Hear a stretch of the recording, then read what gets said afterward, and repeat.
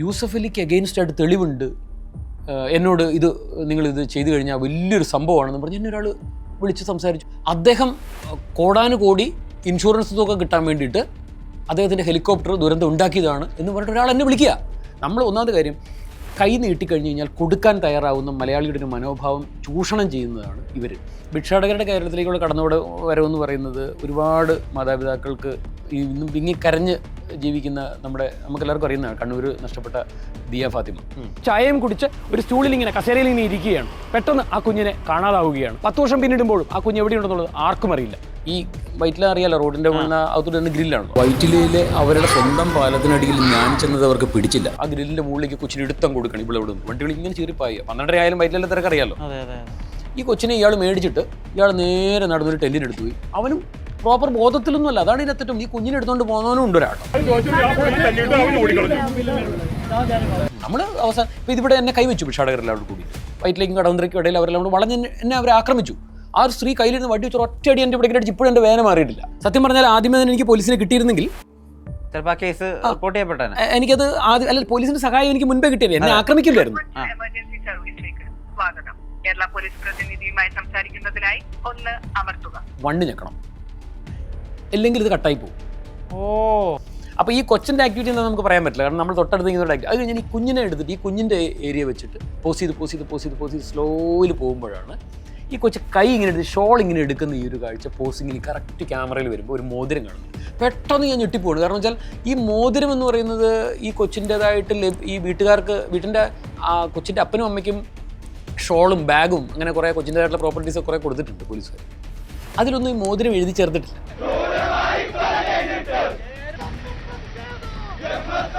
ഒരു മറുപടിയും തരാൻ ലോക്കൽ പോലീസിലെ അന്ന് അന്വേഷിച്ച സർക്കിളിന് സാധിച്ചിട്ടില്ല. പുള്ളി ഇന്ന് സിനിമയിലൊക്കെ അഭിനയിച്ച് നടക്കുക. പുള്ളിക്കൊക്കെ പണി അതാ നല്ലതെന്ന്. കംപ്ലീറ്റ് കേരള പോലീസിനും മോശം പേരുണ്ടാക്കുന്ന രീതിയിലുള്ള ഇത്തരം സർക്കിൾമാരൊക്കെ എന്ന് പറഞ്ഞാൽ അവർ അഭിനയിച്ച് നടക്കുന്ന തന്നെ നല്ലത്. അവർ പോലീസുകാർ കർണാടകത്തിൽ ചെന്ന് കഴിഞ്ഞാൽ അവിടെ നിന്ന് 10 രൂപ കൊടുത്താൽ മതി പോലീസ് കൈക്കൂലി ഉള്ളതാണ്. നമ്മളിവിടെ കൈക്കൂലി കൊടുത്താലും വല്ല 5000-10,000 ഒക്കെ കൊടുത്താലൊക്കെ അതൊരു മേടിക്കുള്ളൂ. കേരള പോലീസ് എന്ന് പറഞ്ഞാൽ കേരള പോലീസിനെ അടിക്കാൻ ഇന്ത്യ വേറൊരു പോലീസില്ല. നമ്മുടെ രാജ്യത്തിന് പുറത്തുമില്ല ഇതുപോലൊരു പോലീസ്. വാട്സാപ്പ് വഴി ഇംഗ്ലീഷ് പഠിക്കാൻ ഇംഗ്ലീഷ് കഫേ ഉള്ളപ്പോൾ ഇംഗ്ലീഷ് ഒരു വിഷയമേ അല്ല. English cafe presents you the perfect English. English cafe, we present you the perfect English. WhatsApp now 9633388575. ശരി, ഈ മിഷേൽ ജസ്ന തിരോധാനം, അങ്ങനെ 2 തിരോധാനങ്ങളെ, മിഷേലിന്റെ മരണം ജസ്നയുടെ തിരോധാനം, ഈ 2 വിഷയങ്ങളെയും ഒരു സീരീസ് ഓഫ് സ്റ്റോറീസ് ചെയ്തിട്ടുണ്ട്. ഇവരുടെയും കുറേ കൂടി എക്സ്റ്റൻസീവ് ആയിട്ടുള്ള ഫൈൻഡിങ്സ്, അതായത് സാറ്റലൈറ്റിന് പോലും എത്താൻ പറ്റാത്ത കുറേ വളരെ പ്രധാനപ്പെട്ട ചില ഏരിയാസിലൊക്കെ TV19 കണ്ടെത്തലുകൾ കണ്ടിട്ടുണ്ട്. ജസ്നയുടെ വാർത്തകൾ ഒരു പോയിന്റ് എത്തിയപ്പോൾ അവസാനിച്ച പോലെ തോന്നി. അതെന്താ? അല്ല, അത് അവസാനിച്ചതല്ല. ജസ്ന കേസ് എന്ന് പറഞ്ഞാൽ ഞാൻ മാത്രം നമ്മുടെ നാട്ടിലെ മാധ്യമങ്ങൾ മുഴുവൻ ഇപ്പോൾ ജോഷി കുര്യൻ ഏഷ്യാനെറ്റിൽ ആ ഒരു സാധനമാണ് ഇപ്പോൾ ലാസ്റ്റ് കൊണ്ടുവന്നത്. ജോഷി എന്ന് പറഞ്ഞു കഴിഞ്ഞാൽ നമുക്ക് അറിയുന്നതാണ്, ഇത്ര കാലങ്ങളായിട്ട് ഇൻവെസ്റ്റിഗേറ്റീവ് ജേർണലിസത്തിൽ പുലിയാണ് പുള്ളി. അയാളൊരു സാധനം കൊണ്ടുവന്ന് പറഞ്ഞാൽ അത് എനിക്കെന്തോ ഒരു സ്പാർക്ക് തോന്നി. അപ്പോൾ അതുകൊണ്ടാണ് ഞാൻ വണ്ടി എടുത്ത് നേരെ പോയി അവിടെ ആ സ്ഥലത്തെല്ലാം പോയി ഞാൻ ഫോളോ അപ്പ് ചെയ്യാൻ വേണ്ടി ശ്രമിച്ചിരുന്നു. പക്ഷേ എന്താ പറയുക, അത് ജസ്ന കേസിൽ നമുക്കൊന്നും പ്രത്യേകിച്ച് ഒരു എന്താ പറയുക, ഒരുപാട് അത് ഈ പറഞ്ഞാൽ നമുക്കൊരു കൺക്ലൂഷനിലേക്ക് എത്താൻ വേണ്ടി സാധിക്കുന്നില്ല. നമുക്കത് മലയാളികളെല്ലാം കണ്ടുകൊണ്ടിരിക്കുന്ന കാര്യമല്ലേ ഇത് മൊത്തമായിട്ട്. നമുക്ക് ഒരാൾക്ക് ഒരു മാധ്യമ പ്രവർത്തകനോ അല്ലെങ്കിൽ ഒരു മാധ്യമോ ഒന്നും അല്ലല്ലോ അത്. മൊത്തം മലയാളികളെല്ലാവരും ഞാൻ ഫോളോ അപ്പ് ചെയ്തിട്ടുണ്ട് ഒരുപാട്. പക്ഷേ എന്നാലും അതിനകത്ത് നമുക്ക് എന്താ പറയുക, പുതിയ എന്തെങ്കിലും ഒരു സംഭവം തേടി നിൽക്കുന്നു എന്നുള്ളതല്ലാതെ ഇപ്പോഴത്തെ ഒരു മിഷേലിൻ്റെ കേസ് അങ്ങനെയല്ല. മിഷേൽ ആത്മഹത്യ ചെയ്തതാണ്. ഗോശ്രീ പാലത്തിൻ്റെ 1ാമത്തെ പാലം കടന്ന് 2ാമത്തെ പാലം കടന്ന് അവിടെ മൂളി കയറിയിട്ട് നേരെ താഴോട്ട് ചാടി ആ കുട്ടി ആത്മഹത്യ ചെയ്തതാണെന്നുള്ളത് ആ CI പറഞ്ഞാൽ മതി. അത്രേ ഉള്ളൂ. അല്ലാണ്ട് അത് വേറെ ആരും പറയില്ല. ഞാൻ അതിൽ ഒരിക്കലും എനിക്ക് വിശ്വാസമില്ല. അത് ആ കൊച്ചങ്ങനെ പോയി ആത്മഹത്യ ചെയ്യുന്നൊരു യാതൊരു സാഹചര്യവും അതിൻ്റെ പേരൻസ് പറയുന്നുണ്ട്, അപ്പനും അമ്മയും പറയുന്നുണ്ട്. ഒരു സിനിമ വന്നിരുന്നല്ലോ കഴിഞ്ഞ ദിവസം, അങ്ങനെ സിനിമ വന്നിരുന്നല്ലോ. അപ്പോൾ അവർ നമ്മൾ കുറച്ച് കാര്യങ്ങളൊക്കെ പറഞ്ഞതിനെ കുറിച്ചൊക്കെ ബേസ് ചെയ്തിട്ട് കുറേ സംഭവങ്ങളൊക്കെ അവർ ഒരുപാട് സ്റ്റഡി ചെയ്തിട്ട് തന്നെയാണ് ചെയ്തിരിക്കുന്നത്. മാധ്യമപ്രവർത്തകർ, നമ്മുടെ നല്ല മാധ്യമപ്രവർത്തകർ എല്ലാവരും ഫോളോ അപ്പ് ചെയ്തൊരു കേസാണല്ലോ. മിഷേലിൻ്റെ കേസ് എന്ന് പറയുന്നത്, മിഷേൽ ആത്മഹത്യ ചെയ്യുന്നുള്ളത് നമുക്ക് ആ കൊച്ചിനെക്കുറിച്ച് മുഴുവനായിട്ട്, ആ കുഞ്ഞ് ചെറുതായിരിക്കുമ്പോൾ 4ാം ക്ലാസ് 5ാം ക്ലാസ് കാലഘട്ടം മുതൽ ആ കുഞ്ഞിൻ്റെ മനോഭാവവും ചിന്തപ്പാടുകളും മുഴുവൻ ഞാൻ മിഷേലിൻ്റെ അമ്മ സൈലമ്മ ചേച്ചിയായിട്ട് ഞാൻ ദിവസങ്ങളോളം അവിടെ പോകുമ്പോൾ എപ്പോഴും ഇന്ന് സംസാരിച്ച് എൻ്റെ വീട്ടിലവർ വന്നിട്ടുണ്ട്. മറ്റുള്ള ഒരു കേസ് പോലെ അല്ലായിരുന്നു മിഷേലിൻ്റെ കേസ്. ഞാൻ ഫോളോ അപ്പ് ചെയ്ത് ആ കൊച്ച് നമ്മുടെ കുടുംബാംഗത്തെ പോലെ എനിക്ക് തോന്നിപ്പോയി. വെച്ചാൽ അതുപോലെ ആ കുഞ്ഞിനെ കുറിച്ച് ഒരുപാട് ഇങ്ങനെ അവരിങ്ങനെ പറഞ്ഞ് ആ കുഞ്ഞ് അങ്ങനെ ക്യാരക്ടറുള്ളൊരു കുഞ്ഞ്. പിന്നെ നമ്മൾ പല കാര്യങ്ങൾ പറയുമ്പോൾ ഇപ്പം എത്ര ബുദ്ധി ഉള്ളവനാണെങ്കിലും അല്ലെ എന്ത് ചിന്താഗതി ഉള്ളവനാണെങ്കിലും ഒരു സുപ്രഭാതത്തിൽ ഒന്ന് തോന്നിക്കഴിഞ്ഞാൽ അടുത്ത നിമിഷം ആളിൽ നിന്നായി പോവാം. അവർ തീരുമാനിച്ച് ചിലപ്പോൾ തീരുമാനങ്ങളെ നമ്മൾ വിചാരിക്കുന്ന പോലെ അല്ല മനുഷ്യ മനസ്സെന്നൊക്കെ പറഞ്ഞ് ഇതിലൊക്കെ നമുക്ക് വിവേകപൂർവ്വം നമ്മൾ കാര്യങ്ങൾ അതിനൊക്കെ അങ്ങനെയൊക്കെ പറയാം. പക്ഷേ എന്നാലും മിഷേൽ എന്ന് പറഞ്ഞ കുട്ടി അത്രയും തൊട്ട് മുന്നേ അമ്മയോട് സംസാരിച്ച മുമ്പത്തെ മണിക്കൂറുകളിൽ അമ്മയോട് സംസാരിച്ച കാര്യങ്ങളൊക്കെ അമ്മ ഓരോ വാക്കുകളും തെറ്റാതെ എന്നോട് പറഞ്ഞിട്ടുണ്ട്. അപ്പോൾ അത് എല്ലാം കേട്ട് നമ്മളെല്ലാം മൊത്തത്തിൽ പഠിച്ചു. പിന്നെ ആ കൊച്ചിൻ്റെ കൂടെയുള്ള ആളുകൾ ആ കൊച്ചിനോട് ബന്ധം പുലർത്തിയിരുന്നു എന്ന് പറയുന്ന ഒരു ചെറുപ്പക്കാരൻ, ഇങ്ങനെ കുറേയേറെ കാര്യങ്ങൾ. ചെറുപ്പക്കാരനൊക്കെ അന്വേഷണം പോയോ? ചെറുപ്പക്കാരൻ അന്വേഷണം പോയിരുന്നല്ലോ, ആ സമയത്തൊക്കെ അന്വേഷണം പോയിരുന്നു, ഫോളോ അപ്പ് ചെയ്യുകയൊക്കെ ചെയ്തിരുന്നു. പക്ഷേ എങ്ങും എത്തിയില്ലത്. പിന്നീട് ഇങ്ങോട്ട് വന്നു കഴിഞ്ഞ് കഴിഞ്ഞാൽ ആ ചെറുപ്പക്കാരനിലേക്ക് അന്വേഷണം പോയിരുന്നു. പക്ഷെ അതുകൂടാതെ ഈ ഒരു സ്ത്രീയുമായിട്ട് ഈ ഹോസ്റ്റലിനോട് ബന്ധപ്പെട്ടതോ അങ്ങനെ എന്തോ ഒരു സ്ത്രീ ഈ കുട്ടീനെ കാണാൻ വരുന്നതും ഈ കുട്ടിയായിട്ടുള്ളൊരു ബന്ധവും ആ സ്ത്രീക്ക് എന്തോ ഇതിനകത്ത് റോൾ ഉണ്ടെന്നുള്ളതൊക്കെ മാതാപിതാക്കളുടെ തെളിവുകളടക്കം അവർ കുറേ തെളിവുകൾ നിരത്തിക്കൊണ്ടാണ് അവർ പറയുന്നത്.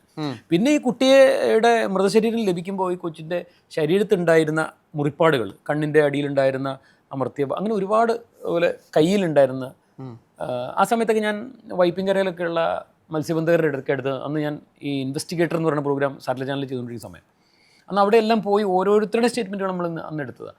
അപ്പോൾ അതിൻ്റെ ഉള്ളിൽ ആ നദിയുടെ ആ മറ്റേ കായലിൽ പെട്ടാൽ അവിടുത്തെ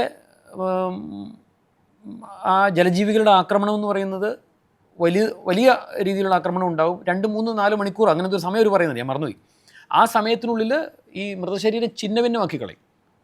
എന്ന് വെച്ചാൽ അരിപ്പൻ, അങ്ങനെ ഒരു ഭാഗം, അരിപ്പൻ എന്ന് പറയുന്നൊരു സാധനം അവിടുത്തെ ആളുകൾ എല്ലാവരും പറഞ്ഞാൽ അങ്ങനത്തെ ഒരു ജീവി ഉണ്ടെന്ന് പറഞ്ഞു. അരിപ്പൻ എന്ന് പറഞ്ഞാൽ അരിപ്പയാക്കി കളയുമെന്ന് പറയണേ. അപ്പം എല്ലും കൂടി മാത്രമേ, അങ്ങനെ ഒരുപാട് മൃതശരീരങ്ങൾ അവിടെ പോയിട്ടുണ്ട്. കിട്ടിയ മൃതശരീരത്തിന് എല്ലാത്തിനും പരിക്കുകളുണ്ടായിരുന്നു. പക്ഷെ മിഷേലിൻ്റെ മൃതശരീരം എന്ന് പറയുന്നത് നല്ല എന്താ പറയുക, ജീവൻ അങ്ങോട്ട് പോയി കഴിഞ്ഞ് കഴിഞ്ഞാൽ ഇമ്മീഡിയറ്റ് ആയിട്ട് കാണുന്ന ഒരു ഫീലിൽ തന്നെ ആ കൊച്ചിനെ കാണുക. അത് മാത്രമല്ല ഇവിടെ എല്ലാം കംപ്ലീറ്റ് ചുമന്ന പാടുകൾ, ഇതൊക്കെ എന്തെന്നായി പറയുന്നത്, ഇത്രയും പോലീസ് പറയുന്നത് ഇത്രയും മണിക്കൂറുകളോളം ഒക്കെ വെള്ളത്തിനടി കിടന്നിട്ടുണ്ടെന്നുണ്ടെങ്കിൽ നമ്മളൊക്കെ ചോറ് തിന്നുന്ന പറയില്ലേ, ഇതൊക്കെ എന്തോ ഇങ്ങനെയൊക്കെ പറഞ്ഞു കഴിഞ്ഞാൽ നമുക്ക് ഈ മോതിരത്തിന്റെ ഫൈൻഡിങ്ങും അത് വെച്ചാൽ ലോക്കൽ പോലീസും ക്രൈംബ്രാഞ്ചും ഒന്നും കണ്ടെത്താത്തൊരു സംഭവമാണ് ഞാൻ കണ്ടെത്തിയത്. എനിക്കത് അഭിമാനത്തോടുകൂടി പറയാം. അത് മറ്റാരുമല്ല പറയണം, മിഷേലിൻ്റെ അച്ഛനും അമ്മയും തന്നെയാണ് പറയുന്നത്. അത് മിഷേലിൻ്റെ കയ്യിൽ ഇറുകിക്കിടന്ന്, ഇതുപോലെ മോതിരവിരൽ ഇറുകിക്കിടന്ന ഒരു മോതിരമുണ്ട്. ആ മോതിരം ഈ കൊച്ച് സെയിൻറ്റ് ആൻ്റണീസ് ദേവാലയത്തിൽ വന്നിട്ട് ഈ കൊച്ചിങ്ങനെ പ്രാർത്ഥിച്ചിട്ട് ഷോൾ ഇങ്ങനെ എടുക്കുന്ന സമയത്ത്, അപ്പോൾ ഞാനിങ്ങനെ ഇരുന്ന ആ വിഷ്വലുകൾ, CC ക്യാമറ വിഷ്വലുകൾ ഈ വാർത്ത ചെയ്യുന്നതിന് മുമ്പ് ഞാനിങ്ങനെ നോക്കിയിരുന്നു. വാർത്തയുടെ വൺലൈനെല്ലാം ആയി, അത് ഷൂട്ടിംഗ് എല്ലാം തുടങ്ങി. പിറ്റേ ദിവസം കഴിഞ്ഞ് ഒരാഴ്ചയോളം ഷൂട്ട് നീണ്ടു നിന്നിരുന്നു. അത് കഴിഞ്ഞ് പിന്നീട് കുറേ കാര്യങ്ങൾ വീണ്ടും ഞാൻ ഈ വീഡിയോ ഒന്നുകൂടെ നോക്കണം പറഞ്ഞിങ്ങനെ ഇരുന്നിരുന്ന് എവറി പോർഷൻ എന്തെങ്കിലും തൊട്ടടുത്ത് നിൽക്കുന്നവരുടെയൊക്കെ അത് ഞാനിങ്ങനെ തൊട്ടടുത്ത് നിൽക്കുന്നവരെ മാത്രം നോക്കി ഇത് പോസ്റ്റ് ചെയ്ത് അവരുടെ ആക്ടിവിറ്റീസ്, അവരുടെ നോട്ടം എങ്ങനെയാണെന്ന് പോസ്റ്റ് ചെയ്ത് പോയി. അപ്പോൾ ഈ കൊച്ചിൻ്റെ ആക്ടിവിറ്റി എന്താ നമുക്ക് പറയാൻ പറ്റില്ല, കാരണം നമ്മൾ തൊട്ടടുത്ത് നിൽക്കുന്നവരുടെ ആക്ടിവിറ്റി. അത് കഴിഞ്ഞ് ഞാൻ ഈ കുഞ്ഞിനെ എടുത്തിട്ട് ഈ കുഞ്ഞിൻ്റെ ഏരിയ വെച്ചിട്ട് പോസ്റ്റ് ചെയ്ത് സ്ലോയിൽ പോകുമ്പോഴാണ് ഈ കൊച്ച് കൈ ഇങ്ങനെ എടുത്ത് ഷോൾ ഇങ്ങനെ എടുക്കുന്ന ഈ ഒരു കാഴ്ച പോസിങ്ങിൽ കറക്റ്റ് ക്യാമറയിൽ വരുമ്പോൾ ഒരു മോതിരം കാണുന്നില്ല. പെട്ടെന്ന് ഞാൻ ഞെട്ടിപ്പോണ്. കാരണം വെച്ചാൽ ഈ മോതിരം എന്ന് പറയുന്നത് ഈ കൊച്ചിൻ്റേതായിട്ട് ഈ വീട്ടിൻ്റെ കൊച്ചിൻ്റെ അപ്പനും അമ്മയ്ക്കും ഷോളും ബാഗും അങ്ങനെ കുറേ കൊച്ചിൻ്റേതായിട്ടുള്ള പ്രോപ്പർട്ടീസ് കുറേ കൊടുത്തിട്ടുണ്ട് പോലീസുകാർ. അതിലൊന്നും ഈ മോതിരം എഴുതി ചേർത്തിട്ടില്ല. എനിക്ക് ഓർമ്മയുണ്ട്, അതെല്ലാം ബൈഹാർട്ടായിരുന്നു ആ സമയത്ത് എനിക്ക്. അപ്പോൾ ഈ മോതിരം മാതാപിതാക്കൾക്ക് കൊടുത്തിട്ടില്ല. മാത്രമല്ല മിഷേലിൻ്റെ ശരീരത്ത് ഈ മോതിരം വെച്ചുകൊണ്ട് എന്നാലും സംസ്കരിക്കില്ലല്ലോ. അവർ പോസ്റ്റ്മോർട്ടത്തിന് മുമ്പ് ഇതെല്ലാം ഒരു മൊത്തം ഇൻക്വസ്റ്റ് റിപ്പോർട്ടും കാര്യങ്ങളും പോസ്റ്റ്മോർട്ടം റിപ്പോർട്ടും എല്ലാം നമ്മുടെ എല്ലാത്തിനും കോപ്പി എൻ്റെ ഇരിക്കും. ഞാൻ എല്ലാം എടുത്ത് പരിശോധിക്കുമ്പോൾ ഈ ഒരു മോതിരം ബോഡിയിലും പറയുന്നില്ല, പേരൻസിന് കൊടുത്തിരിക്കുന്ന പ്രോപ്പർട്ടിയിലും പറയുന്നില്ല. അങ്ങനെ ഞാൻ പെട്ടെന്ന് ആ രാത്രി ഞാൻ എടുത്തിട്ട് ഈ ഷാജി ചേട്ടനെ വിളിച്ചു. മിഷേലിൻ്റെ അച്ഛൻ ഷാജി ചേട്ടനെ വിളിച്ചു. അപ്പോൾ ഷാജി ചേട്ടൻ എന്നോട് പറഞ്ഞത് അങ്ങനെ ഒരു സംഭവം ഇല്ല ജെയിംസേ, തന്ന പ്രോപ്പർട്ടിയിൽ അങ്ങനെ ഇല്ല.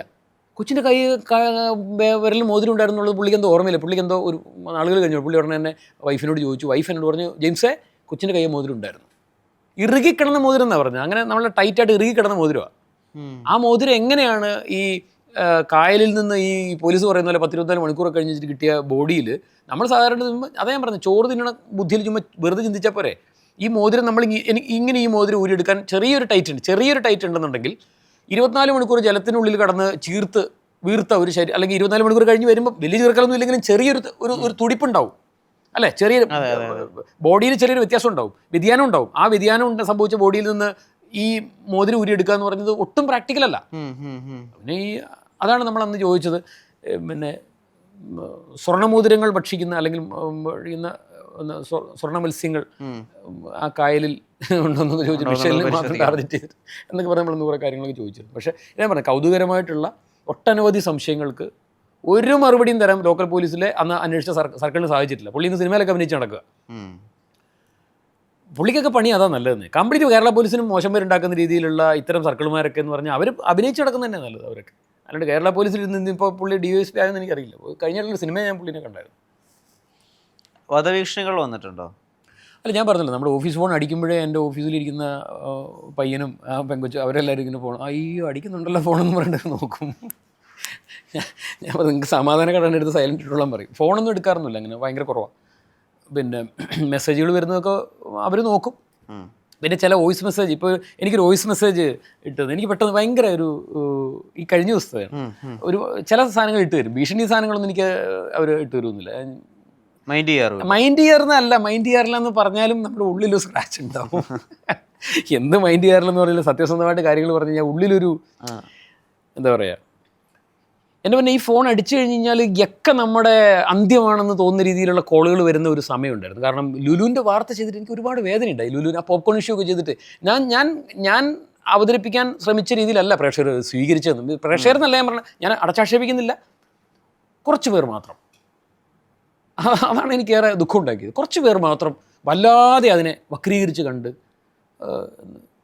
അതുപോലെ തന്നെ വേറൊരു കാര്യമുണ്ട് കേട്ടോ, യൂസഫ് അലിക്ക് അഗെയിൻസ്റ്റായിട്ട് തെളിവുണ്ട്, എന്നോട് നിങ്ങളിത് ചെയ്തു കഴിഞ്ഞാൽ വലിയൊരു സംഭവമാണെന്ന് പറഞ്ഞ് എന്നെ ഒരാൾ വിളിച്ച് സംസാരിച്ചു. അതുപോലെ 1-2 കോളുകളോ, അതായത് ഏറ്റവും പ്രധാനപ്പെട്ടൊരു കോളാണ്. അദ്ദേഹം കോടാനുകോടി ഇൻഷുറൻസ് തുക കിട്ടാൻ വേണ്ടിയിട്ട് അദ്ദേഹത്തിൻ്റെ ഹെലികോപ്റ്റർ ദുരന്തം ഉണ്ടാക്കിയതാണ് എന്ന് പറഞ്ഞിട്ട് ഒരാൾ എന്നെ വിളിക്കുക. നിങ്ങളൊന്ന് ഓർത്ത് നോക്കണം, അത് വിളിക്കുന്നതെന്ന് പറഞ്ഞാൽ പക്ക എഡ്യൂക്കേറ്റഡ് ആയിട്ടുള്ള, അയാൾ മീൻസ് ബാംഗ്ലൂർ ബോംബെ അങ്ങനെ സംതിങ്, അയാൾ നെറ്റിൽ അങ്ങനത്തെ ഒരു കോളിൽ നിന്നാണ് വിളിക്കുന്നത്. എനിക്ക് മനസ്സിലായി കേരളത്തിൽ നിന്നല്ല എന്നുള്ളതാണ് എനിക്ക് തോന്നുന്നത്. എന്നെ വിളിച്ചിരിക്കുന്നത് സംസാരിക്കുകയാണ്, നിങ്ങളിത് ചെയ്യണം, എന്നിട്ട് ഏഷ്യാനെറ്റിലുള്ള പ്രധാനപ്പെട്ട മാധ്യമപ്രവർത്തകരുടെയൊക്കെ പേര് പറഞ്ഞിട്ട് എന്നോട് പറയുകയാണ്, പിന്നെ അവരെയൊക്കെ പോയി കണ്ട് ഈ ഇങ്ങനെ ഒതുക്കിയതാണ് എന്നൊക്കെ എന്നോട് പറയാം. എനിക്ക് പറയാൻ മടിയൊന്നുമില്ലത്, എന്നെ വിളിച്ച് സംസാരിച്ചതാണ് ഈ വിഷയം. സത്യത്തിൽ എനിക്ക് ചിരിയാവുന്നു.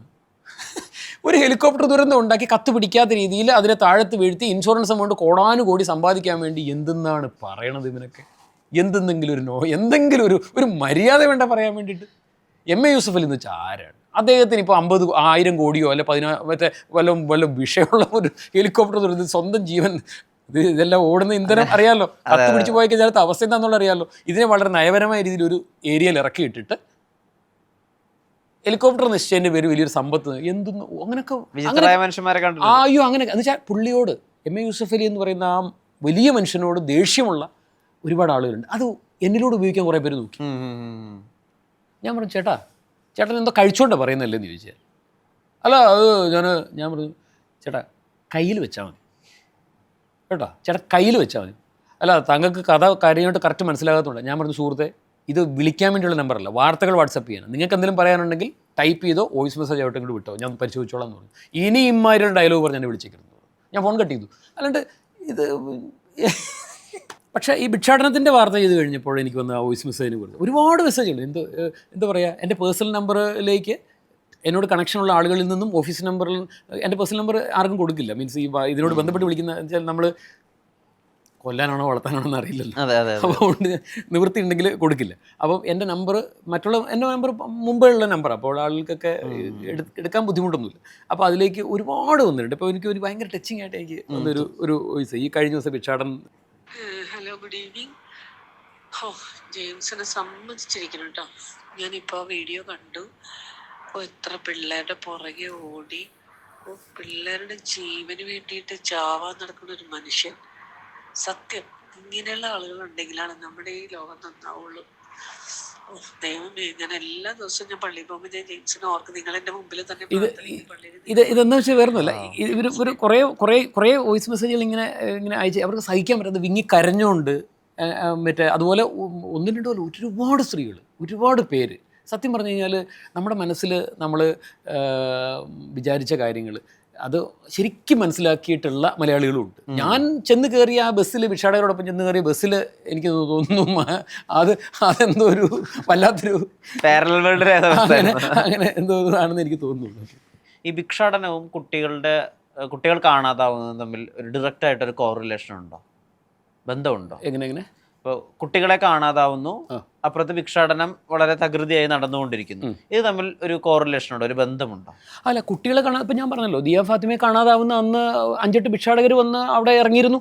ഈ കൊച്ചിൻ്റെ വീടിനടുത്ത് വന്ന് ഇറങ്ങിയിരുന്നു, അന്ന് ബസ് സ്റ്റോപ്പിൽ വന്ന് ഇറങ്ങിയിരുന്നു, തെളിവുണ്ട്. അന്ന് മണിക്കൂറുകൾക്കുള്ളിലാണ് കൊച്ചിനെ കാണാതായിരിക്കുന്നത്. പക്ഷേ ഭിക്ഷാടകരുടെ മറവിൽ ഭിക്ഷാടകർ വന്ന് ഇറങ്ങി എന്ന് പറഞ്ഞ് അവരെടുത്തോണ്ട് പോയെന്ന് നമുക്ക് ഉറപ്പൊന്നും പറയാൻ പറ്റില്ല. അപ്പം അതേപോലെ തന്നെ രാഹുൽ കളിയും കഴിഞ്ഞ് വെച്ചിട്ട് രാഹുൽ റോഡിന്റെ സൈഡിൽ വന്ന് നിൽക്കുന്ന സമയത്ത് ആ ഏരിയയിലൊക്കെ നാടോടികൾ ഉണ്ടായിരുന്നു എന്ന് പറയപ്പെടുന്നുണ്ട്. വർഷങ്ങൾക്ക് മുമ്പ്, ഒരുപാട് വർഷങ്ങളായല്ലോ. അല്ല, ഞാൻ പറയുന്നത് കുട്ടികൾ കടത്തിക്കൊണ്ട് പോകുന്ന എല്ലാം ഭിക്ഷാടകരാണ് എന്നുള്ളതിൽ നമുക്ക് അങ്ങനെയല്ല ഞാൻ ഉദ്ദേശിക്കുന്നത്. പക്ഷേ ഒരു കാര്യം സത്യമാണ്, നമ്മൾ എന്തിനാണ് വെറുതെ ആവശ്യമില്ലാതെ വടി കൊടുത്ത് അടി വാങ്ങുന്നത് എന്നുള്ളതാണ്. കാരണം എത്രയോ കാഴ്ചകൾ നമ്മുടെ കൺമുമ്പിലുണ്ട്. ഈ കിറ്റിനകത്ത് ആക്രി സാധനങ്ങൾ പെറുക്കിയിടുന്നതിനകത്തൊന്നും നമുക്ക് മനുഷ്യക്കുഞ്ഞിനെ കിട്ടിയിട്ടുണ്ട്. അപ്പോൾ ഇങ്ങനെയുള്ള സംഭവങ്ങളൊക്കെ നമ്മുടെ നാട്ടിൽ തന്നെ നടക്കുന്നത്. നമ്മൾ ഒന്നാമത്തെ കാര്യം, കൈ നീട്ടിക്കഴിഞ്ഞ് കഴിഞ്ഞാൽ കൊടുക്കാൻ തയ്യാറാവുന്ന മലയാളിയുടെ ഒരു മനോഭാവം ചൂഷണം ചെയ്യുന്നതാണ് ഇവർ. കാരണം ഇപ്പം ഞാൻ ചോദിക്കട്ടെ, 2 ഭിക്ഷാടകർ വന്ന് നമ്മുടെ മുമ്പിൽ കൈ നീട്ടുന്നു, അല്ലെങ്കിൽ ഒരു വണ്ടിയുടെ ജംഗ്ഷൻ, എടപ്പള്ളി ജംഗ്ഷനിൽ വന്ന് അവർ കുറേ പേര്, അല്ലെങ്കിൽ എല്ലാ ബസ് സ്റ്റോപ്പിൽ നിന്ന് കൈ നീട്ടുന്നു. 10 ഇടത്ത് കൈ നീട്ടുമ്പോൾ 2 ഇടത്തുനിന്ന് 10 രൂപ വെച്ച്, ആരും 10 രൂപ വെച്ചൊന്നും ഇപ്പോൾ കൊടുക്കാറില്ല. അത്യാവശ്യം 50 രൂപയൊക്കെ പറഞ്ഞ് 100 രൂപയൊക്കെ കൊടുക്കുന്ന ആളുകളാണ് ഇപ്പോൾ ഉള്ളത്. 2 പേര് 100 രൂപ വെച്ച് കൊടുത്താൽ 200 രൂപയെ. 2 പ്രാവശ്യം റെഡ് ലൈറ്റ് വീഴുമ്പോൾ, ഗ്രീൻ ലൈറ്റ് മാറി റെഡ് ലൈറ്റ് വീഴുമ്പോൾ ഇവരിറങ്ങി ആ വെയിലത്ത് നിന്ന് കഴിഞ്ഞ് കഴിഞ്ഞാൽ ഇവർക്ക് ഒരു 100 പേരുടെ മുമ്പിൽ കൈ നീട്ടുമ്പോൾ ഇവർക്കൊരു 40 പേര്, ഒരു 20 പേര് ഇവർക്ക് 10 രൂപയും 50 രൂപയും 100 രൂപയും വെച്ച് കൊടുത്തു കഴിഞ്ഞാൽ അവർക്ക് 1000 രൂപ തച്ച് കാശ് ഒരു ടൈല് പണിക്കാരൻ അല്ലെങ്കിൽ ഒരു സാധാരണ പണിക്കാരന് കിട്ടുന്ന 1000 രൂപ തച്ച് കാശ് എന്ന് പറഞ്ഞാൽ അവന് വളരെ പെട്ടെന്ന് അവനെ സംഘടിപ്പിക്കാം. ഒറ്റ മണിക്കൂറുണ്ട്, റെഡ് സിഗ്നൽ വീഴുന്ന ഒറ്റ മണിക്കൂറുണ്ട് അവന് ഒരു ഈ അനുഭവമുള്ള ഒരാളെന്ന് പറയുന്നത് അവൻ തീർച്ചയായിട്ടും ഈ അവനോട് ബന്ധപ്പെട്ട ആളുകൾ ഇപ്പോൾ രാജസ്ഥാനിൽ നിന്നോ അല്ലെങ്കിൽ ഗുജറാത്തിൽ നിന്നൊക്കെയാണ് നേരെ അങ്ങോട്ട് വിളിച്ച് പറയില്ലേ, അവൻ നല്ല വരുമാനം അളിയാ കയറി പോരാന്ന് പറയും. നമ്മളൊക്കെ മലയാളികളൊക്കെ പറഞ്ഞവരും അവനും പറയില്ലേ. അവർ വലിയൊരു ബറ്റാലിയൻ എങ്ങനെ ഇങ്ങോട്ട് വന്നുകൊണ്ടിരിക്കുകയാണ്. ഇവിടെ വന്ന് ഓരോ സിഗ്നലുകളിൽ നിന്ന് വൈകിട്ടായി കഴിഞ്ഞ് ഇവർ കാണിക്കുന്ന പ്രവൃത്തി എന്താണെന്നുള്ളത്, അതാണ് നമ്മളവിടെ ഒളിക്യാമറ വെച്ച് നമ്മൾ രാത്രിയിൽ അവിടെ ആ വൈറ്റിലെ പാലത്തിനടി കിടന്നപ്പോഴാണ് മനസ്സിലാകുന്നത്. ഒരു ടെൻറ്റിനടിയിൽ നിന്ന് ഒരു കൊച്ചിനെ എടുത്തുകൊണ്ട് പോയി ഒരു സ്ത്രീ രാത്രി 12:30 ഞാൻ അവിടെ ചെന്ന് 12:30 12:50 സമയം 12:50 ഞാൻ പാലത്തിനടി പോയി വേഷം മാറി പോയി കിടക്കണേ ഭിക്ഷക്കാരനല്ല എന്ന് വെച്ചാൽ മീൻസ് നമുക്ക് വേഷം മാറിയ മേക്കപ്പും സംവിധാനങ്ങളൊന്നും ഇല്ല. ഒരു ടീഷർട്ട് ഇട്ട് ലുങ്കി കൊടുത്ത് ഞാൻ പാലത്തിനടി പോയി കിടന്നു. അപ്പോൾ നമ്മൾ ആ ചെന്നൊരു മദ്യപാനെ പോലെ ചെറുതായിട്ടൊക്കെ നമ്മൾ എത്ര അഭിനയിച്ചിട്ട് ഏറ്റില്ല, നമ്മൾ നാടനൊന്നും അല്ലാത്തതുകൊണ്ടായിരിക്കും, ആർക്കും വലിയ അവിടെ പോയി കിടന്നു. അപ്പോൾ ആ കിടക്കുന്നതിന് മുമ്പ് ഒരു 12:15 സമയത്താണ് ഈ സ്ത്രീ ഒരു കൊച്ചിനെ പോയി ഒരു കൂടാരത്തിൻ്റെ അടിയിൽ നിന്ന് ഒരു കൊച്ചിനെ പോയി എടുത്തുകൊണ്ട് ഒരു നേരെ വന്നിട്ട് കുറേ പേരെടുത്ത് കഴിയുന്നു. അവർ 10 രൂപ ചുരുട്ടി കൊടുക്കുന്നു. ഒരു ചെറുപ്പക്കാരനുള്ള സർവത്ത് കുടിച്ചിട്ടുടനെ ഒരുത്തരം ഷവർമ മേടിച്ചു കൊടുക്കുന്നു. ഇതൊക്കെ ഞാനിങ്ങനെ കണ്ടുകൊണ്ടിരിക്കുക. അത് കഴിഞ്ഞ് വെച്ചിട്ട് ഒരു കൂടി വന്ന ഒരു 1 hour 1 hourനുള്ളിൽ ഈ കൊച്ചിങ്ങനെ തളർന്നിങ്ങനെ കിടക്കുക. ഇതിനെടുത്ത് നേരെ കൊണ്ടുപോയിട്ട് ഈ വൈറ്റില അറിയാലോ, റോഡിൻ്റെ അകത്തോട്ട് തന്നെ ഗ്രില്ലാണല്ലോ, ആ ഗ്രില്ലിൻ്റെ മുകളിലേക്ക് കൊച്ചിന് എടുത്തം കൊടുക്കണം. ഇവിടെ വന്നിട്ട് വണ്ടികൾ ഇങ്ങനെ ചീറിപ്പായി 12:30 ആയാലും വൈറ്റിലെ തിരക്ക് അറിയാലോ. ഈ കൊച്ചിനെ ഇയാൾ മേടിച്ചിട്ട് ഇയാൾ നേരെ നടന്നൊരു ടെൻറ്റിനെടുത്ത് പോയി. അവനും പ്രോപ്പർ ബോധത്തിലൊന്നുമല്ല, അതാണ് ഇതിനകത്തിട്ടും. ഈ കുഞ്ഞിനെ എടുത്തുകൊണ്ട് പോകുന്നവനും ഉണ്ട് ഒരാട്ടം. എന്നിട്ട് ഇവനെടുത്തുകൊണ്ട് ഒരു ടെന്നിനെടുത്ത് പോയി, ഒരു ടെന്നിന് കഴിഞ്ഞ് അടുത്ത ടെന്നിനെടുത്ത് പോയിട്ട് അവിടെ ഒരു നടനം കടി ചെന്ന് വെച്ചിട്ട് പിന്നെ ഇവനാകെ കൺഫ്യൂഷൻ അയച്ചിട്ട് ഇവൻ അവിടെ നിന്ന് വെച്ചിട്ട് വീണ്ടും ഈ കൊച്ചിനായിട്ട് അടുത്ത ടെൻറ്റ്, 3ാമത്തെ ടെൻറ്റും കടന്ന് 4ാമത്തെ ടെൻറ്റിൽ കൊണ്ടുപോയിട്ട് നെറ്റ് പൊക്കിയിട്ട് അതിനകത്തേക്ക് ഉരുട്ടി വിടും. ഇത് ഞാൻ എൻ്റെ കണ്ണിൽ കണ്ട കാര്യമാണ്. ഇതൊക്കെ ഇതെന്താണ്? ഇതിനകത്തൊക്കെ നമുക്ക് എന്താ ചിന്തിക്കാൻ വേണ്ടി പറ്റുക? ഞാൻ പറഞ്ഞല്ലോ, നമ്മൾ ഭിക്ഷാടകരെന്ന് പറയുന്ന ആളുകൾ നമ്മൾ പൂർണ്ണമായിട്ടും നമ്മുടെ കേരളത്തിൽ നിന്ന് ഒഴിഞ്ഞു പോകണമെന്നുണ്ടെങ്കിൽ മലയാളികൾ മനസ്സറിഞ്ഞ്, മലയാളികൾ ഞാൻ കൊടുക്കുന്നില്ലെന്ന് തീരുമാനിച്ച പരിപാടി ചെയ്യുന്നേ, 10 രൂപ ഞാൻ കൊടുക്കില്ല, അപ്പം എന്നാൽ ഭക്ഷണം മേടിച്ച് കൊടുക്കാം. അവരാരും അവിടെ നിന്നപ്പോൾ ആരും എനിക്കൊന്ന് 1-2 പേര് പൈസ കൊടുത്തെന്ന് തോന്നുന്നു. ബാക്കിയൊരു ഭക്ഷണം മേടിച്ച് കൊടുത്ത് കൊച്ചിനെ കൊണ്ട് നെറ്റിനടിയിൽ ഉരുട്ടി വിട്ടിട്ട് അവനും അവളും കൂടെ ഒരു 100 മീറ്ററോളം ദൂരത്തിൽ ഇങ്ങ് മാറി വന്നു. അവരോട്ടിരുന്ന ആ ഷവർമ്മയൊക്കെ അവരോട്ട് 2 പേരോട്ടിരുന്ന് കഴിക്കുക. അതും ആ കൊച്ചിന് കിട്ടിയിട്ടില്ല. ഷവർമ്മ കൊച്ചൊന്നും കഴിക്കേണ്ട സാധനമല്ല, എന്നാലും അങ്ങനെയല്ല ഞാൻ പറഞ്ഞു. ഇതാണ് നടക്കുന്നത്. ഭിക്ഷാടകരെന്ന് പറഞ്ഞു കഴിഞ്ഞാൽ ഇത് തന്നെയാണ് നടക്കുന്നത്, ഒരു സംശയമില്ലാത്ത കാര്യം. അതുപോലെ തന്നെ ഒരമ്മ 4 കുട്ടികൾക്ക് പാൽ. അതെ. ഒരമ്മ, അതാ ഞാൻ പറഞ്ഞു, നേരത്തെ ഞാൻ പറഞ്ഞില്ല വിഷ്ണു, നമുക്ക് ചിന്തിക്കാൻ പറ്റാത്തൊരു കാര്യം എന്താ വെച്ചാൽ, ഒന്ന് ഓർത്ത് നോക്കിയേ, ഒരമ്മ ഒരു കൊച്ചിന് മുലപ്പാൽ കൊടുക്കുന്നു, ഒരു കുഞ്ഞിന് കൊടുക്കുന്നു, അടുത്ത കൊച്ച് അല്ലെങ്കിൽ ആ ടെൻറ്റിലായിരിക്കാം, ആ ഒരു ടെൻറ്റിൽ തന്നെ എടുത്ത് കൊടുക്കുന്നു. അങ്ങനെ ഇത് ഒരു കൊച്ചിന് ഈ ടെൻറ്റിൽ നിന്ന് മുല കൊടുത്തതിന് ശേഷം 1-2 ടെൻറ്റ് കടന്ന് അപ്പുറത്തുള്ള അവിടെ പോയി ഒരു കുഞ്ഞിനെ എടുത്ത് മുല കൊടുക്കുന്നു. ഇതൊക്കെ എന്തെന്നാ ഇത് 3-4 പിള്ളേർക്ക് എനിക്കിതൊരു പിടികിട്ടിയിട്ടില്ല ഇതെന്താ സംഭവം എന്നുള്ളത്. ഇങ്ങനെ അപ്പോൾ നമ്മൾ വിചാരിക്കുന്നൊന്നുമല്ല, ഇവരെ ഇങ്ങോട്ട് കടത്തിവിടുന്ന ആളുകൾ. അതുപോലെ എൻ്റെ സുഹൃത്ത്, കൊച്ചിയിലുള്ള എൻ്റെ സുഹൃത്ത് സലീം, അയാൾ എന്നോട് പറഞ്ഞു, എടോ താനിങ്ങനെ സാധനം ചെയ്യുമ്പോൾ താൻ നോക്കണം, ഇതിൻ്റെയൊക്കെ മുകളിൽ വലിയ മാഫിയുണ്ട്, തനിക്ക് പണി വരും. നിസ്സാര കാര്യമല്ല എന്നൊക്കെ പറഞ്ഞിട്ട് തന്നെ നമ്മുടെ സുഹൃത്തുക്കൾ, നമുക്ക് ഒരുപാട് നല്ല ഒരുപാട് സുഹൃത്തുക്കളുണ്ട് കൊച്ചിയിൽ. അപ്പോൾ അവർ നമ്മളെ ഒരുപാട് കാര്യങ്ങൾ പറഞ്ഞ് നമ്മളെ പിന്തിരിപ്പിക്കാൻ വേണ്ടി ശ്രമിക്കാറുണ്ട്. ഒരുപാട് കാര്യങ്ങൾ അപ്പം ഞാനിതിനകത്ത് ഒരു വ്യക്തി, ഒരു 3-4 പേരടങ്ങുന്ന ഒരു ഗ്രൂപ്പ് അങ്ങനെയല്ല ഇത്. ഇതിന് മുകളിൽ വലിയൊരു എന്തോ ഒരു കൺട്രോൾ ഉണ്ട് ഇതിന്. കാരണം എടപ്പള്ളിയിലെ ഭിക്ഷാടന മാഫിയ, നിങ്ങൾ 5-8 മാസം മുന്നേ ഞാനൊരു സാധനം ചെയ്തപ്പോൾ ഒരു വളഞ്ഞ് നിന്ന് ഭിക്ഷ തിണ്ടുന്ന സ്ത്രീ ക്യാമറ കണ്ടപ്പോഴത്തേക്കും വളവൊക്കെ നൂർന്ന് വെട്ടിക്കൊണ്ട് പോലെ ഈ സ്ത്രീ ഓടി. അപ്പോൾ അത് അവർക്ക് ഒരു ആരോഗ്യ പ്രശ്നങ്ങളും ഇല്ല. അവർ ഓടിയൊരു ബസ്സേ കയറി, ഞങ്ങൾ പുറകെ ബസ്സേ കയറി. ബസ്സേ നിന്ന് ഇവരിറങ്ങി ഒരു ഓട്ടം ഓടിയത് ക്യാമറയും കൊണ്ട്. ക്യാമറ ഇങ്ങനെ 2 കൈയും പിടിച്ചിട്ട് 2 കൈയും വീശിയില്ല നല്ല സ്പീഡിൽ ഓടാൻ പറ്റുള്ളൂ. ക്യാമറ പിടിച്ചാൽ ചെക്കൻ ഓടാൻ പറ്റണില്ല. ഞാൻ വിഷയമൊക്കെ പറഞ്ഞ് മൈക്കൊക്കെ തെറിച്ച് റോഡ് സൈഡിലേക്ക് പോയി ഓടിയപ്പോഴത്തേക്ക് അതൊക്കെ എടുത്ത് കിള്ളിപ്പെറുക്കി വന്നപ്പോഴത്തേക്ക് ആളെ കാണുന്നില്ല. അതിന് കുറേ ആളുകൾ എന്നെ ചീത്ത വിളിച്ചു, നിനക്ക് ഈ കിടന്ന് അവരുടെ പുറകെ കിടന്ന് ഓടിച്ച് ഷോ കാണിക്കുന്നവന് പോലീസിനെ വിളിച്ചാൽ പോരെന്ന്. പോലീസിനെ വിളിച്ചു. ഇപ്പോൾ ഈ കഴിഞ്ഞ ദിവസം ഈ വൈറ്റിലുണ്ടായ സംഭവം ഞാൻ പോലീസിനെ വിളിച്ചു. ഞാൻ പോലീസിനെ കുറ്റം പറയുന്നില്ല, ഞാൻ to serve and to protect എന്ന് പറഞ്ഞാൽ അവർ തന്നെയാണ് അവസാന വാക്ക്. ഒന്നും പറയാനില്ല. പോലീസ് എന്ന് പറയുമ്പോൾ നമുക്ക് ആ പോലീസിൻ്റെ ബോർഡ്, ഒരു പോലീസ് സ്റ്റേഷൻ, ഒരു പോലീസുകാരെ കാണുമ്പോൾ നമുക്ക് കിട്ടുന്ന സന്തോഷവും സമാധാനം എന്ന് പറഞ്ഞാൽ ഞാൻ ഒരുപാട് അനുഭവിച്ചിട്ടുള്ളതാണ്. അവർ വലിയ അവസാന വാക്കാണ് നമ്മുടെ. അതിനപ്പുറം ഒന്നും ഇല്ല നമുക്ക്. കേരള പോലീസ് എന്ന് പറഞ്ഞാൽ കേരള പോലീസിനെ അടിക്കാൻ ഇന്ത്യ വേറൊരു പോലീസില്ല. നമ്മുടെ രാജ്യത്തിന് പുറത്തുമില്ല ഇതുപോലൊരു പോലീസ്. പിന്നെ 1000 തേൻതുള്ളിയിൽ 1-2 മീൻതുള്ളി എന്ന് പറഞ്ഞു കഴിഞ്ഞാൽ നമ്മൾ വേറെ ഏത് സംസ്ഥാനത്ത് ചെന്ന് കഴിഞ്ഞാലും പോലീസുകാർ കർണാടകത്തിൽ ചെന്ന് കഴിഞ്ഞാൽ അവിടെ നിന്ന് 10 രൂപ കൊടുത്താൽ മതി പോലീസുകാർ കൈക്കൂലി. ഉള്ളതാണ്. നമ്മളിവിടെ കൈക്കൂലി കൊടുത്താലും വല്ല 5000-10,000 ഒക്കെ കൊടുത്താലൊക്കെ അതൊരു മേടിക്കുള്ളൂ. അല്ല മേടിക്കുള്ളൂ എന്നല്ല ഞാൻ പറഞ്ഞത്, സോറി പറഞ്ഞത് തിരുത്തുന്നു. 5000-10,000 കൊടുത്ത് ഒക്കെ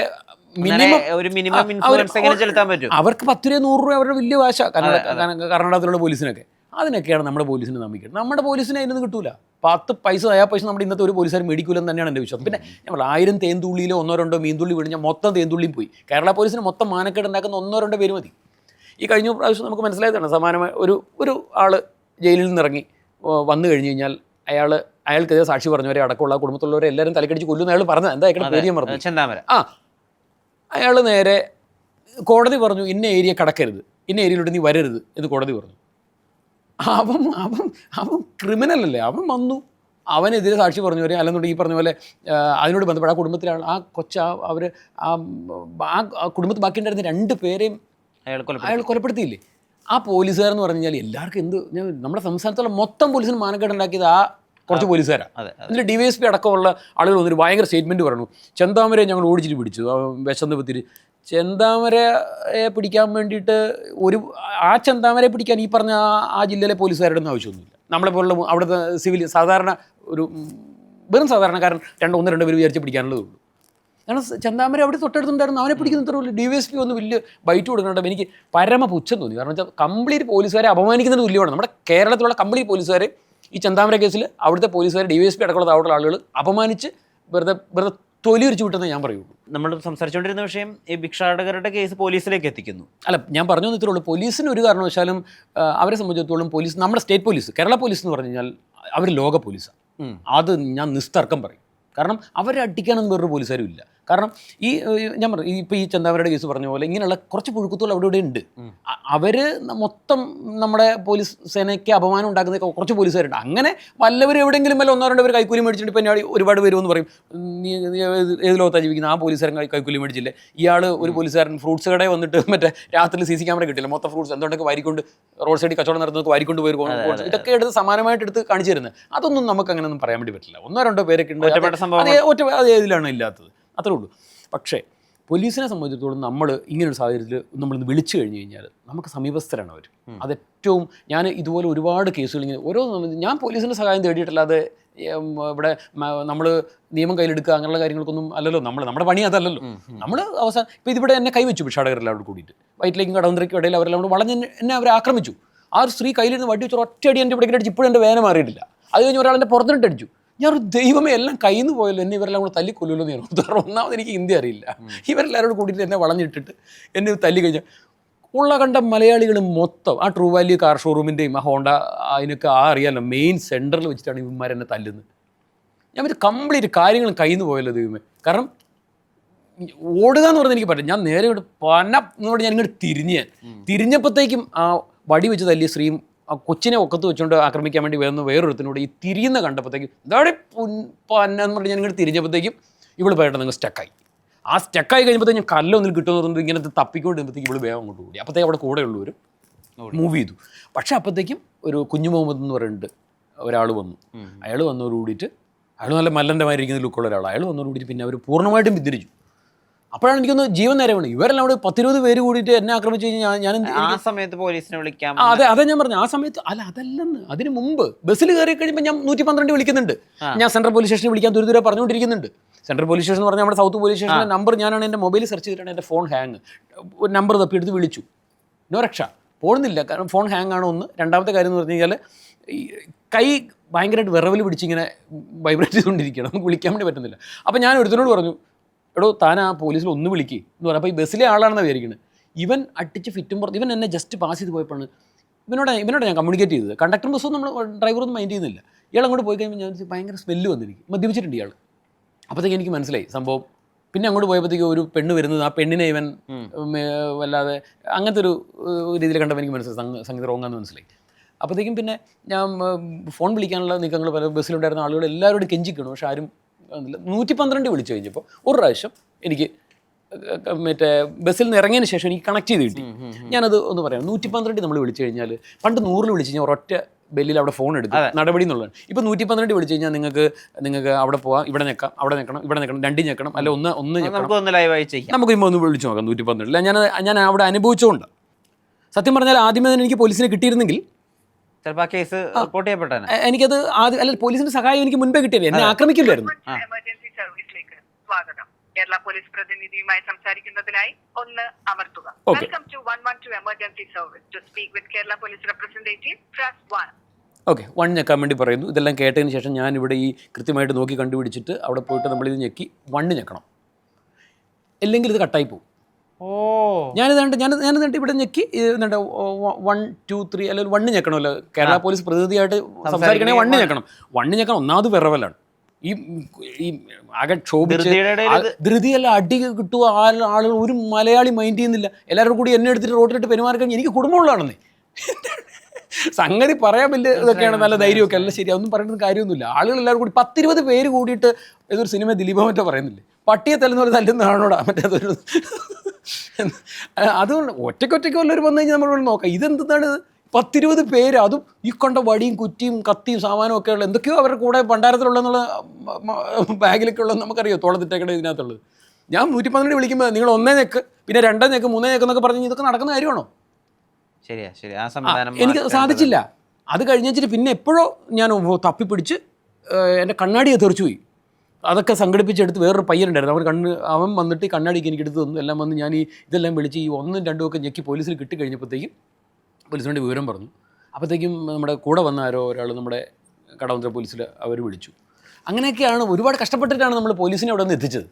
ഈ വേറൊന്നുമല്ല, ഇത്തരം സാഹചര്യങ്ങളിൽ നമുക്ക് ഒന്നാമത്തെ കാര്യം, എറണാകുളം പോലൊരു സ്ഥലത്ത് ഫ്ലൈയിങ് സ്ക്വാഡിൻ്റെ സർവീസ് നമുക്ക് ഏകദേശം എല്ലായിടത്തും കിട്ടണം.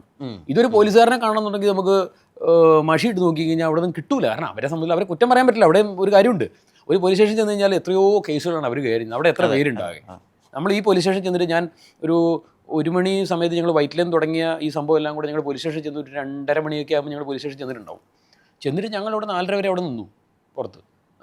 CWCയിൽ വിളിച്ച് CWCയിലേക്ക് പോകാൻ വേണ്ടിയുള്ള സംവിധാനങ്ങൾക്ക് അറേഞ്ച് ചെയ്യാൻ ഒരുപാട് സമയമെടുത്തു. ഇതിപ്പം പോലീസുകാരെ നമുക്ക് ഇതിനകത്ത് ഒരിക്കലും കുറ്റം പറയാൻ വേണ്ടി പറ്റില്ല. വന്ന ആളുകളെല്ലാം കൂടി വിളിച്ചു. അത് കഴിഞ്ഞപ്പോൾ എനിക്ക് മനസ്സിലായി ഇതിനകത്തൊരു കോംപ്രമൈസ്. കാരണം ഒരുപാട് പണിത്തിരക്കുള്ളവരാണ് പോലീസ്. അപ്പോൾ ഒരു കാര്യം ചെയ്യും, ഇത് പഞ്ചായത്തിൽ ഇരിക്കട്ടെ എന്ന് ഓർത്തുള്ളൂ, ഇത് പോകരുതെന്ന് എനിക്ക് നിർബന്ധം ഉണ്ടായിരുന്നു. മുഖ്യമന്ത്രിയുടെ ഓഫീസിലേക്ക് വിളിച്ചു. മുഖ്യമന്ത്രിയുടെ ഓഫീസിലോട്ട് വിളിച്ചവർ കൂടിയിട്ട് പെട്ടെന്ന് കടവന്ത്ര പോലീസ് സ്റ്റേഷൻ്റെ അകത്തുനിന്ന് ഒരാൾ ഇറങ്ങി വന്നിട്ട് എന്നോട് ചോദിച്ചു, ജെയിംസ് ആരാന്ന് ചോദിച്ചു. വന്നിട്ട് നമ്മുടെ അടുത്ത് വന്ന് സംസാരിക്കാനുള്ളൊരു മനോഭാവമെങ്കിലും ഒരു പോലീസ് സ്റ്റേഷനിൽ എനിക്ക് ഇങ്ങനെ കടവന്ത്ര പോലീസിന് ഞാനിങ്ങനെ എന്താ പറയുക, പോലീസിനെ അടച്ചാക്ഷേപിക്കുന്നില്ല. കടവന്ത്ര പോലീസിൽ നിന്നുണ്ടായ തിക്തമായ അനുഭവം തന്നെയാണ് അത്. എല്ലാവരും അല്ല, അവിടെ വനിതാ പോലീസ് ഉണ്ടായിരുന്നു, അവിടെ ASI ഉണ്ടായിരുന്നു. അവരുടെയൊക്കെ ഭാഗത്ത് തികച്ചും മാന്യമായിട്ടുള്ള നിലപാട് തന്നെ ഉണ്ടായത്. പക്ഷേ അവിടുത്തെ SHO അയാൾ നമ്മളെന്താ SHOമാരെ കണ്ടിട്ടില്ലേ? അങ്ങനത്തെ ഒരു ബിഹേവ് എന്നോട് അയാളൊരു, ഞാനവിടെ 2 മണിക്കൂർ ആ സ്റ്റേഷൻ്റെ പരിസരത്ത് നിന്നു. നമ്മൾ ഈ പഞ്ചായത്തിനോട് ബന്ധപ്പെട്ട ഒരാളാണേ, എന്തായാലും ഈ വിഷയത്തിനോട് ബന്ധപ്പെട്ട ഒരാളാണല്ലോ. അപ്പോൾ നമ്മൾ ഇത്രയും ഒരു സാധനം എടുത്തു, എന്താണ് അവിടെ സംഭവിച്ചതെന്ന് അറിഞ്ഞിട്ട് വേണ്ടേ CWCക്ക് കൈമാറാൻ. അപ്പോൾ എന്നെ വിളിച്ചൊന്ന് ചോദിക്കാമല്ലോ. ഞാനല്ലേ ഇത് ഉരുട്ടി തള്ളി പിടിച്ചെല്ലാം കൂടി വളഞ്ഞു പിടിച്ച് കൊണ്ടുവന്ന് നമ്മുടെ കൂടെ കുറച്ച് പേരെ കൂട്ടി വന്ന് എന്നപ്പോട്ടെ എൻ്റെ കൂടെ വന്നവരെങ്കിലും വിളിച്ച് ചോദിക്കണ്ടേ? ആരെയും വിളിച്ച് ചോദിച്ചില്ല അയാളെന്തോ അതെന്താന്നൊക്കെയാണ് നമുക്ക്. അതിന് മുഖ്യമന്ത്രിയുടെ ഓഫീസിൽ നിന്ന് ഡയറക്റ്റായിട്ട് കോൾ വന്നതോടുകൂടിയിട്ടാണ് സ്റ്റേഷൻ്റെ ഉള്ളിൽ നിന്ന് ഒരു സിവിൽ ഡ്രസ്സിൽ ടീഷർട്ട് ഇട്ട ഒരാൾ വന്ന് നമ്മുടെ സംസാരിക്കാൻ തന്നെ. എനിക്ക് ആദ്യമായിട്ട് ഇങ്ങനെ പോലീസ് സ്റ്റേഷനിൽ അനുഭവം ഉണ്ട്. കടവന്ത്ര പോലീസ് സ്റ്റേഷനിൽ ഉണ്ടായ ഒരു അനുഭവം എനിക്ക് മുമ്പ് ഒരു പോലീസ് സ്റ്റേഷനും ഉണ്ടായിട്ടില്ല.